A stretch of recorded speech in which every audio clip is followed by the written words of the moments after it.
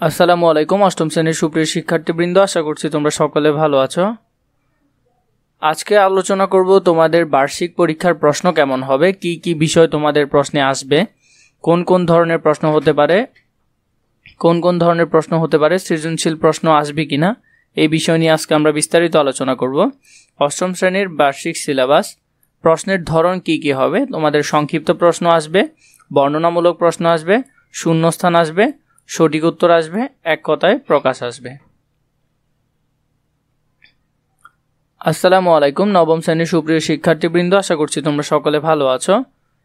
তোমাদের যে পরীক্ষা হবে, বার্ষিক পরীক্ষা, তার প্রশ্নের ধরন কেমন হবে এই বিষয় নিয়ে অনেকেই ভাবছো, এবং কি সৃজনশীল প্রশ্ন আসবে কিনা এটি নিয়েও অনেকে প্রশ্ন করেছ।